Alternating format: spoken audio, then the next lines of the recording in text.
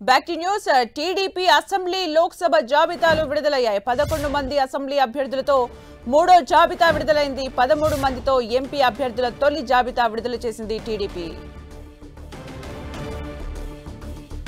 ఇక పూర్తి సమాచారం మా ప్రతినిధి రవిచంద్ అందిస్తారు. రవిచంద్. సుమిత్ర, టీడీపీ ఎట్టకేలకు కూడా వారం రోజుల నుంచి కూడా వెయిట్ చేస్తూ ఉన్నారు. టీడీపీ మూడవ జాబితా ఎప్పుడు వస్తుందా అని చెప్పి. ఎందుకంటే ఎంపీల జాబితా కూడా ఇప్పుడు వరకు కూడా ఒక్కటి కూడా విడుదల చేయలేదు. ఎమ్మెల్యేలు మాత్రం 128 మంది సభ్యులతో జాబితాను ఇప్పటికే 2 జాబితాలు విడుదల చేశారు. కానీ మూడవ జాబితా కొంత ఉత్కంఠ గురి చేస్తుంది. ఎందుకంటే మూడో జాబితాలో చాలామంది సీనియర్ నేతలు వెయిట్ చేస్తున్నారు. ఈ రోజు చూస్తే కనుక ఇంకా 11 రిలీజ్ చేశారు. మొత్తం 16 రిలీజ్ చేయాల్సింది, ఇంకా 5 పెండింగ్లో ఉన్నాయి. ఎందుకంటే టీడీపీ ఏదైతే కొంత పెనమలూరులో కొంత వివాదాస్పదంగా ఉంది, చాలా రోజుల నుంచి ఒక ఆతృత కావచ్చు, పార్టీలో ఉత్కంఠ అయితే కొనసాగుతుంది. అక్కడ ఉన్న ఇన్ఛార్జి బోడే ప్రసాద్ తీవ్ర స్థాయిలో పార్టీపై కూడా విమర్శలు చేస్తున్న పరిస్థితి ఉంది. ఎట్టి పరిస్థితిలో కూడా తనకు ఎందుకు ఇవ్వరనే విధంగా కూడా ఆయన చెప్తున్న పరిస్థితి. అయితే ఆ స్థానంలో ఆలపాటి రాజా పేరు కూడా ప్రముఖంగా అనిపించింది. కానీ చివరికి ఎట్టకేలకు తన స్థానాన్ని బోడే ప్రసాద్ దక్కించుకున్నట్టు మనకు కనిపిస్తుంది. ఇక్కడ పలాసలో ఏదైతే మొదటి 2 జాబితాల్లో చోటు దక్కని గౌతు శిరీష కూడా ఆమె సాధించుకుంది. పాతపట్నంలో ముఖ్యంగా కొత్త అభ్యర్థి మామిడి గోవిందరావుని అక్కడ నియమించారు. అంతకుముందు పాతపట్నంలో కలమట వెంకటరమణ ఉన్నారు, ఆయన కాదని చెప్పి మామిడి గోవిందరావుకి ఇచ్చారు. అదేవిధంగా శ్రీకాకుళంలో కూడా అక్కడ ఏదైతే లక్ష్మి అక్కడ ఇన్ఛార్జిగా ఉన్నారు అక్కడ, అయితే ఆమెను కాదని గోండు శంకర్ అంటే సర్పంచ్ సంఘం జిల్లా అధ్యక్షుడు గోండు శంకర్కి అక్కడ కేటాయించారు. శృంగవరపుకోటలో చూస్తే కనుక శృంగవరపుకోటలో మొదటి నుంచి కూడా ఎన్ఆర్ఐ గొంపు కృష్ణ అక్కడ రేసులో ఉన్నారు. కానీ కోళ్ళ లలిత్ కుమారి మాజీ ఎమ్మెల్యేకి అక్కడ అవకాశం కల్పించారు. కాకినాడ సిటీ కూడా కొంత అయితే పార్టీ కొంత అన్ని విధాలు కూడా ఆలోచించింది. కానీ ఎక్స్ఎమ్మెల్యే వనమాడి వెంకటేశ్వరరావుకి అక్కడ అభ్యర్థిగా ప్రకటించారు. అమలాపురం ఎస్సీ నియోజకవర్గంలో కూడా ఐతాబత్తుల ఆనందరావుకి కేటాయించిన పరిస్థితి కనిపిస్తుంది. మైలవరంలో ఎందుకంటే దేవినేనమ్మ చాలా పట్టుబడుతున్నారు తన స్థానం తనకు కావాలని. కానీ మైలవరంలో వసంత కృష్ణప్రసాద్ తన స్థానాన్ని వసంత కృష్ణప్రసాద్ వైసీపీ నుంచి టీడీపీలో చేరారు, ఆయనకి కేటాయించిన పరిస్థితి ఉంది. నర్సరాపేటలో కూడా చాలా టెన్షన్గా ఉంది. ఎందుకంటే అక్కడ కూడా అన్ని వర్గాలు కూడా సీటు కోసం తీవ్ర ప్రయత్నం చేశారు. ఏదైతే జంగా కృష్ణమూర్తి కూడా వైసీపీ నుంచి టీడీపీలో చేరినప్పటికి కూడా టీడీపీ అధినేత చంద్రబాబును కావచ్చు టీడీపీ నేతల్ని కలిశారు, ఆ సీటు కోసం ప్రయత్నించారు. కానీ అక్కడ నల్లపాటి రాము అని గట్టి అభ్యర్థి ఉన్నారు, ఆయన కూడా కాదని ప్రస్తుతం ఇన్ఛార్జిగా ఉన్న చదలవాడ అరవింద్ బాబు బీసీ వర్గానికి చెందిన అవకాశం ఇచ్చారు. చీరాలలో చూసుకుంటే కనుక కొండయ్య యాదవ్ కేటాయించిన రవిచంద్ అంటే సెకండ్ లిస్ట్ వచ్చిన తర్వాత కూడా సీనియర్లందరూ అప్పుడు వస్తుందేమో నేమ్స్ అని చెప్పి వెయిట్ చేశారు. ఇప్పుడు థర్డ్ లిస్ట్ కూడా వచ్చింది. మరి అందులో సీనియర్లకు అసలు చోటు దక్కిందా లేదా, అసలు మరి ఆ స్థానాలని వేరే వాళ్ళకి ఎవరికైనా కేటాయించారా, అసలు ఆ నియోజకవర్గాల పరిస్థితి ఏంటి? అంటే ఇక్కడ చూసుకుంటే కనుక సర్వేపల్లి సోమిరెడ్డి కూడా కేటాయించారు. ఆయన కూడా చాలా సీనియర్ నేతగా ఉన్నారు, వస్తుందో రాదో అని డౌట్తో ఆయన కూడా టెన్షన్లో ఉన్నారు. కానీ ఎట్టకేలకు మూడో జాబితాలో చోటు దక్కింది. మనం ప్రధానంగా చూడాల్సింది ఏదైతే కళా వెంకటరావు ఏదైతే ఆయన హెచ్ఆర్ల నియోజకవర్గం నుంచి హెచ్ఆర్ల నియోజకవర్గం ఈరోజు లిస్టులో రాలేదు. కానీ కళా వెంకటరావు సీనియర్ నేతగా ఆయన కూడా ఆశిస్తున్నారు. ఈ నేపథ్యంలో ఆయన పేరు కూడా ఈ లిస్టులో లేదు. ముఖ్యంగా చూసుకుంటే కనుక ఆ స్థానం ఎవరు ప్రకటించలేదు కాబట్టి ఆయనకు కొంత ఆశ అయితే ఉన్నట్టు మనకు కనిపిస్తుంది. అయితే దేవినేని ఉమాది చూసుకుంటే కనుక ఆయనకి ఇంకా అవకాశం లేకుండా పోయింది. ఎందుకంటే కృష్ణా జిల్లాలో 2 ఖాళీలు ఉంటే 2 కూడా ఫిలప్ చేసేశారు. 2 కూడా కమ్మ సామాజిక వర్గానికి మైలవరం కావచ్చు పెనమలూరు ఈ 2 కూడా కేటాయించడంతో ఇంకా ఉమ్మకైతే ఎటువంటి అవకాశం లేకుండా పోయిందని చెప్పుకోవచ్చు. చాలా సీనియర్ నేతగా ఉన్నారు. 1999 నుంచి కూడా దేవినేని ఉమ ఏదైతే కృష్ణా జిల్లా రాజకీయాలని శాసిస్తున్నారు.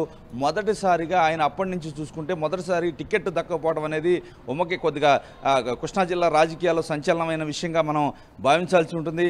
అదేవిధంగా ఇంకా ఏదైతే కొన్ని సీట్లలో చూసుకుంటే కనుక ఐతాబత్తుల ఆనందరావు కూడా ఆఖరి నిమిషం వరకు కూడా రాదనుకుంటే అదే ఆయన ఎట్టకేలకు ఆయన సాధించుకున్నారు. కొంతమంది ఏదైతే నర్సరాపేటలో కూడా అరవింద్ బాబు అయితే సాధించారు సీటు. ఎందుకంటే అక్కడ నల్లపాటి రామాను సీనియర్ నేత కూడా ఆయన కూడా సీటు ఆశిస్తున్నారు. పాతపట్నంలో చూసుకుంటే కనుక మామిడి గోవిందరావుకి వచ్చింది. ఆయన రాజకీయాల్లో కొత్తగా వచ్చారు. కానీ అక్కడ కలమట వెంకటరమణ చాలా సీనియర్ నేత, వారి తండ్రి కూడా ఎమ్మెల్యేగా చేశారు. కానీ గోవిందరావు ఇక్కడ సీటు దక్కించుకున్నారు. ఇదే విధంగా ఏదైతే సీనియర్ నేతలకైతే కొంత గంటా శ్రీనివాసరావు కూడా సీట్ లేని పరిస్థితి ఉంది. బండారు సత్యనారాయణ మూర్తి కూడా కనిపించట్లేదు. గంట ఏదైతే 5 స్థానాలు అయితే టీడీపీకి కనిపిస్తున్నాయి. హెచ్ఆర్ల స్థానం ప్రకటించాల్సి ఉంది. చీపురుపల్లి, భీమిలి ఇలా కొన్ని స్థానాలను ఏదైతే ఇక్కడ గుంతకల్ స్థానం ఒకటి ప్రకటించాలి. ఎందుకంటే మాజీ మంత్రి జయరాం ప్రస్తుతం టీడీపీలోకి వచ్చారు. ఆయన ఈ సీట్ల కోసం కొంత కాంపిటీషన్ అయితే ఉంది. ఎవరికి కేటాయిస్తారో ఏంటనేది కొంత అయితే పెండింగ్ పెట్టిన పరిస్థితి ఉంది. 5 స్థానాలు స్థానాలు అంటే మాత్రం రవిచంద్ర పెండింగ్ పెట్టి హెచ్ఆర్ల నుంచి కళా వెంకటరావు ఆశిస్తున్నారు, చీపులపల్లి నుంచి ప్రస్తుతం రవిచంద్ర అంటే టీడీపీ జనసేన పొత్తులో భాగంగా కొన్ని సీట్లలో టీడీపీకి జనసేనకు మధ్య అభ్యర్థుల మధ్య అక్కడ ఉన్న క్యాడర్ మధ్యలో కూడా వ్యతిరేకత అసంతృప్తులు ఉన్న సందర్భంలో అంటే చంద్రబాబు నాయుడు పవన్ కళ్యాణ్ భేటీ తర్వాత లిస్ట్ వచ్చింది, అక్కడ చాలా చర్చోపచర్చలు జరిగాయని అనుకోవచ్చా?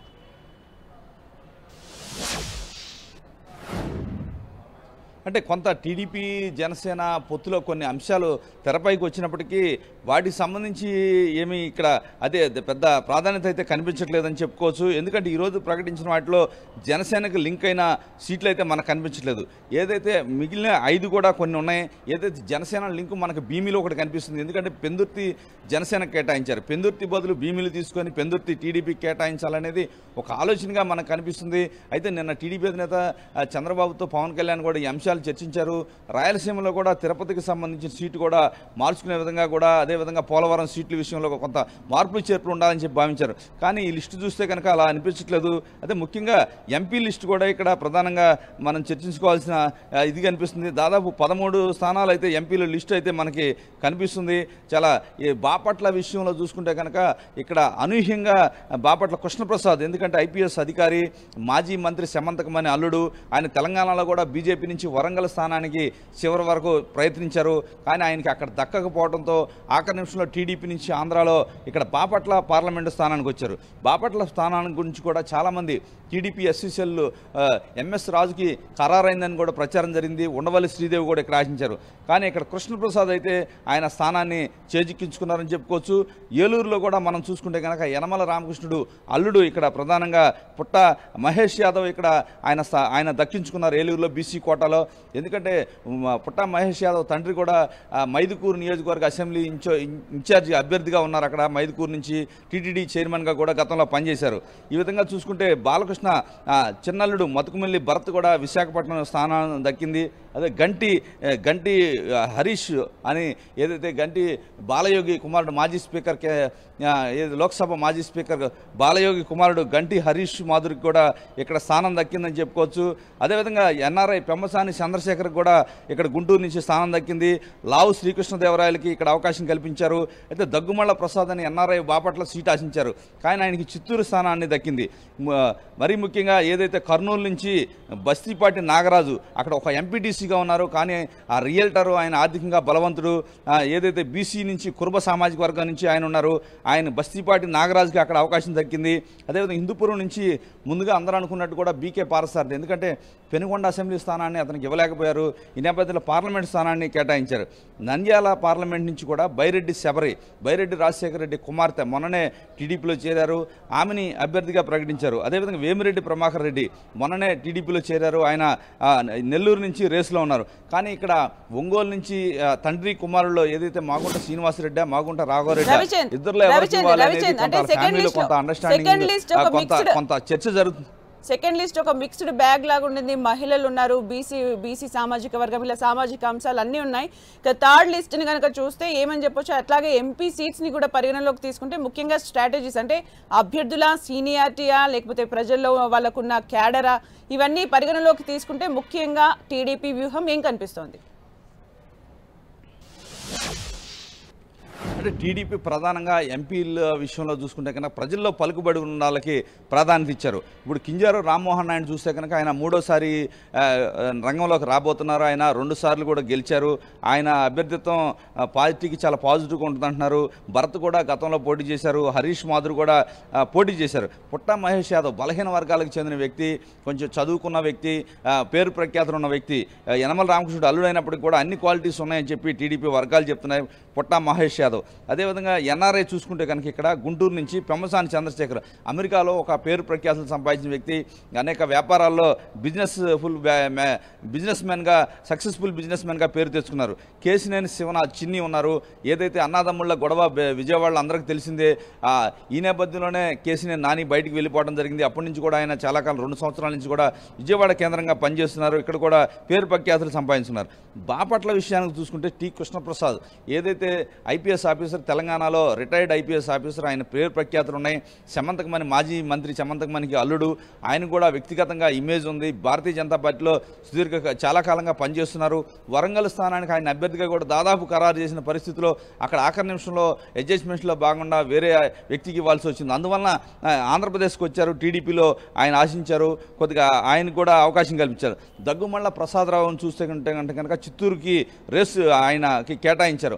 ఆయన కూడా IRS officer, retired IRS officer. ఈ విధంగా చదువుకునే వారికి ప్రధానంగా ప్రాధాన్యత ఇచ్చారు. బీకే పార్సారథి అంటే కూడా టీడీపీలో 99లోనే ఆయన ఎంపీగా పనిచేసిన పరిస్థితి. అంటే 83 నుంచి కూడా పార్టీలో క్రియాశీలక కార్యకర్త దగ్గర నుంచి కూడా ఆయన లైఫ్ ప్రారంభమైంది. పార్టీలో సీనియర్ నేతగా ఉన్నారు. ఇట్లా చూసుకుంటే కనుక అందరికీ కొంత క్వాలిటీ ఉన్న అభ్యర్థులనే నియమించారు. అసెంబ్లీలో కూడా కొన్ని ఏదైతే పార్టీకి కష్టపడిన వారికి అవకాశం కల్పించినట్టు సోమిరెడ్డికి మొదటి నుంచి కూడా వస్తుందా రాదా అనేది ప్రచారం జరిగింది. కానీ సోమిరెడ్డికి ఆఖరి నిమిషంలో ఆయనకి అవకాశం కల్పించారు. వసంత కృష్ణప్రసాద్ ఇక్కడ అంతా కూడా కొంత ఆసక్తిగా మారుతుంది. ఎందుకంటే దేవినేనమ్మని పక్కన పెట్టిన పరిస్థితి ఉంది. ఎందుకంటే దేవినేనమ్మ గత 5 సంవత్సరాలుగా కూడా ఆయన రోజు ఈ ప్రభుత్వంపై పోరాటం చేస్తూ ఉన్నారు. చాలా కష్టపడి తిరుగుతూ ఉన్నారు. కార్యకర్తల్లో కూడా మంచి పేరు ప్రఖ్యాతులు ఉన్నాయి. ఈ నేపథ్యంలో దేవినేనమ్మని పక్కన పెట్టడం కొంత ఉమ్మడి కృష్ణా జిల్లాలో కొంత కార్యకర్తల్లో కొంత జీర్ణించుకోలేని పరిస్థితి కనిపిస్తుంది. వసంత కృష్ణప్రసాద్కి అవకాశం కల్పించారు.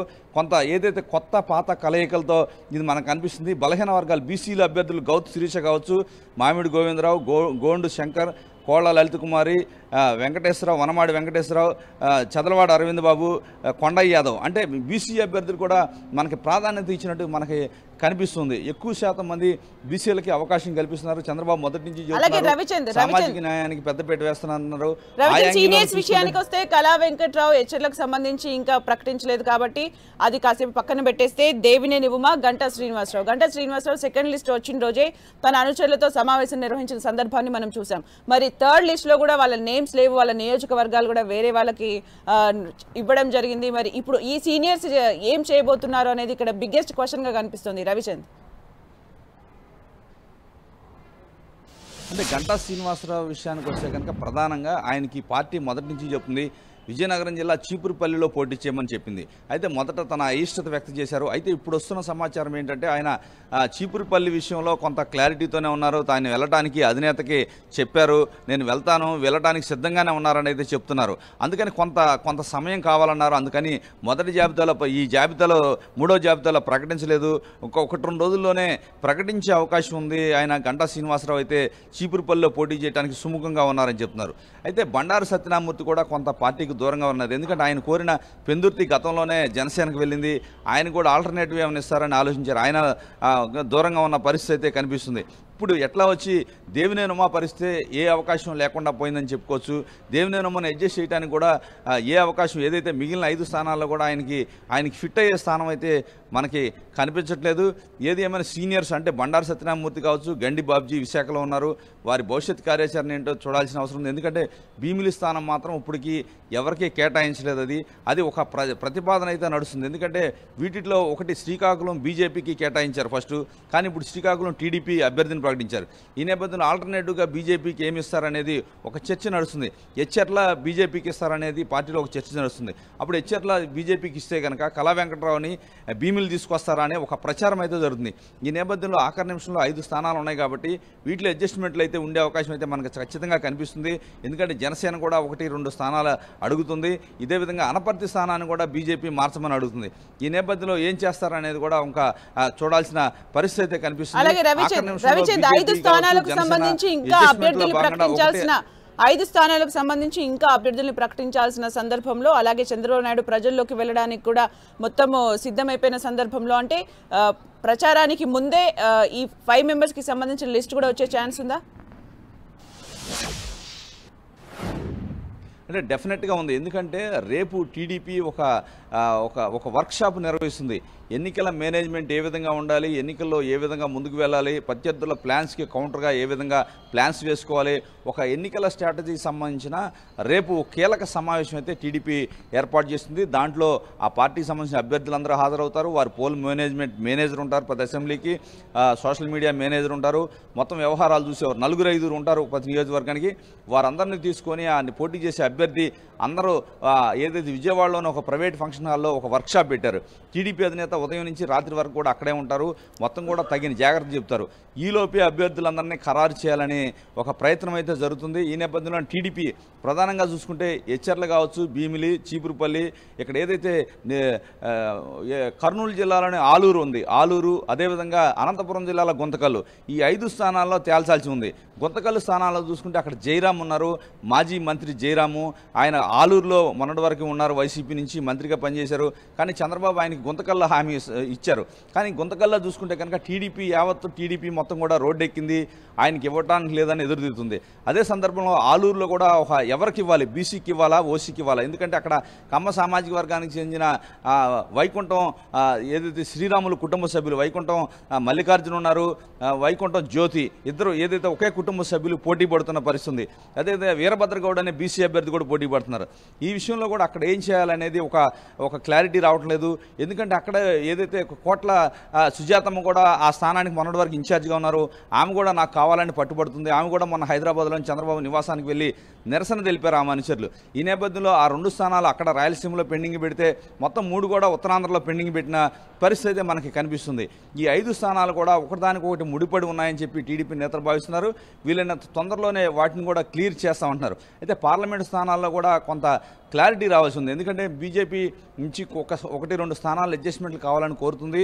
విజయనగరం స్థానం ప్రస్తుతం బీజేపీ చేతిలో ఉంది పార్లమెంటు, ఆ స్థానాన్ని టీడీపీకి ఇచ్చి రాయలసీమలో ఒక స్థానాన్ని తీసుకోవాలనేది బీజేపీ ఆలోచనగా ఉంది.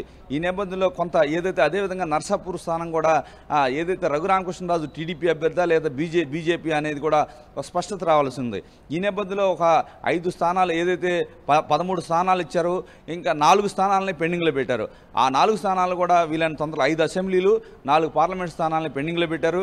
వీళ్ళనంత తొందరలోనే బీజేపీ నుంచి కావచ్చు, జనసేన నుంచి క్లారిటీ వచ్చాక ఈ రాత్రి కల్లా అవి కూడా వదిలేస్తారని చెప్పి టీడీపీ వర్గాలు అయితే చెప్తున్నాయి. అలాగే రవిచందర్, దేవినేని ఉమా విషయానికి వస్తే గత కొంతకాలంగా ప్రభుత్వం పైన అతను చూపించింది కానీ ఇవన్నీ కూడా సీనియారిటీ ఇవన్నీ టీడీపీలో చాలా కాలంగా అక్కడనే ఉండడం ఇవన్నీ చూసినప్పటికీ కూడా అంటే ఏ బేసిస్ పైన అతనికి కేటాయించలేదని అనుకోవచ్చు? సర్వేస్ ఏం చెప్పాయి, అసలు ఏం జరిగింది దేవినేని ఉమా విషయంలో? అంటే మనం దేవినేని ఉమా కెరీర్ చూసుకుంటే కనుక తన బ్రదర్ దేవినేని వెంకటరమణ 1999 ఎన్నికల ముందు చనిపోయారు. ఆ నేపథ్యంలో ఆయన వారసుడిగా ఆయన రంగంలోకి వచ్చారు.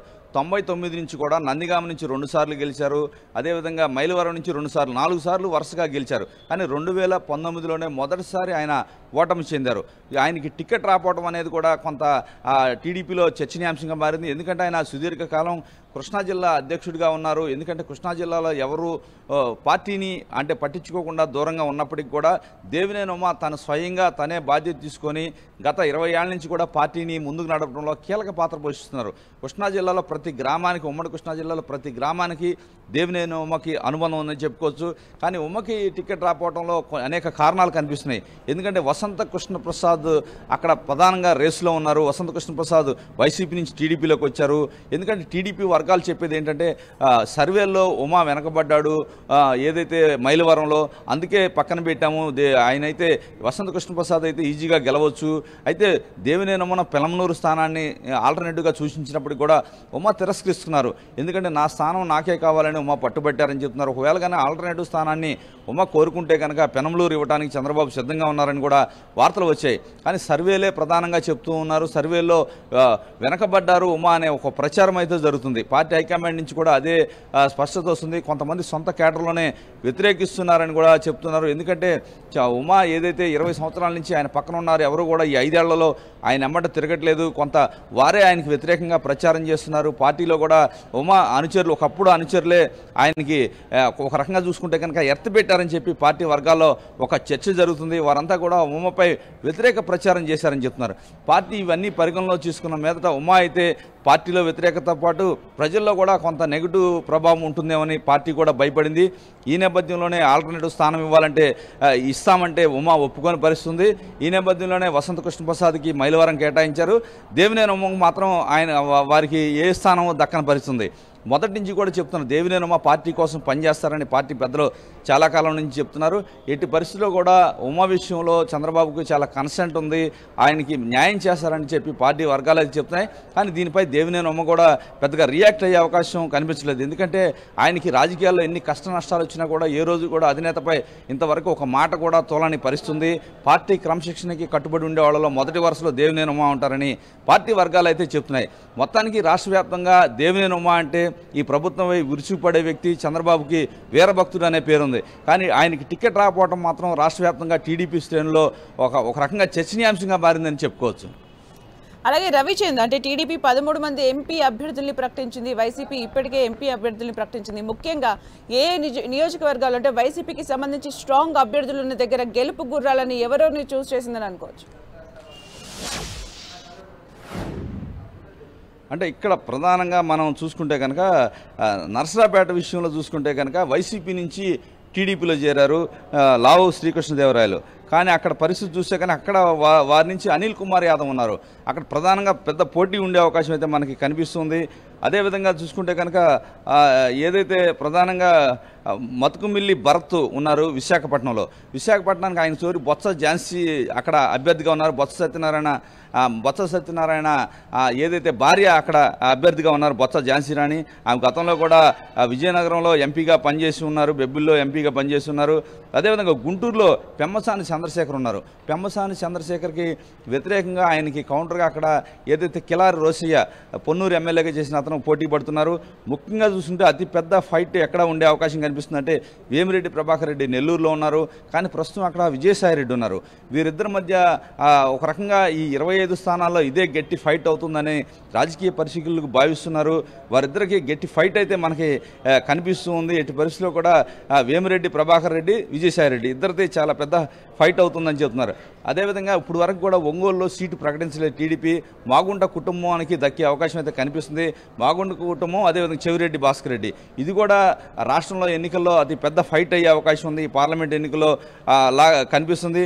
ముఖ్యంగా చూసుకుంటే కృష్ణప్రసాద్ బాపట్లలో ఎంపీగా కృష్ణప్రసాద్ ఉన్నారు, మాజీ ఐపీఎస్ అధికారి. కానీ అక్కడ ఆయనకి వ్యతిరేకంగా ఏదైతే నందిగాం సురేష్ అని వైసీపీ నుంచి ఉన్నారు, ఈ ఫైట్ కూడా చాలా ఆసక్తికరంగా ఉండే అవకాశం అయితే మనకి కనిపిస్తుంది. అదేవిధంగా చూసుకుంటే కనుక బైరెడ్డి శబరి ఉన్నారు. ఇక్కడ ఏదైతే నంద్యాలలో బైరెడ్డి శబరి ఉన్నారు. ఎందుకంటే బైరెడ్డి కుటుంబం రాజకీయాల్లో సీనియర్స్ అయినప్పటికీ కూడా చాలా కాలంగా వారు పార్టీలు మారడం వల్ల వారు పక్కన ఉండాల్సిన పరిస్థితి ఉంది. బీజేపీ నుంచి ఆమె టీడీపీలో చేరింది. ఆమె పోచా బ్రహ్మానందరెడ్డి అక్కడ వైసీపీ ఎంపీ ఉన్నారు. ఇద్దరు కూడా ఫైట్ కూడా గట్టిగా ఉండే పరిస్థితి అయితే మనకు కనిపిస్తుంది. ముఖ్యంగా విజయవాడలో అన్నదమ్ముల సవాల్లా ఉంటుంది. కేసినేని చిన్ని, కేసినేని నాని ఇద్దరు కూడా అన్నదమ్ములు. వాళ్ళు ఒకే పార్టీలో ఉన్న ఏ విధంగా వైరు వర్గాలుగా ఏ విధంగా ఫైట్ చేసుకున్నారో రాష్ట్రం అంతా గమనించింది. కానీ ఈ ఫైట్లో అన్నదమ్ముళ్ళు ఎవరు విజయం సాధిస్తారనేది కూడా రాష్ట్రం అంతా కొంత ఆసక్తి కలిగే అంశంలా మనకు కనిపిస్తుంది. చాలా గట్టి ఫైట్ ఉండే అవకాశం ఉంది. అదేవిధంగా ఏలూరు నుంచి పుట్టా మహేష్ యాదవ్ ఉన్నారు. అదేవిధంగా ఆయనకి కౌంటర్గా కూడా కారుమూరి నాగేశ్వరరావు కుమారుడు సునీల్ యాదవ్ ఉన్నారు. అంటే ఇద్దరు కుర్రాళ్ళు యంగ్ టర్క్స్ ఇద్దరు కూడా పోటీ ఏలూరులో కూడా చాలా రసవత్తరమైన ఫైట్ ఉండే అవకాశం అయితే మనకు కనిపిస్తుంది.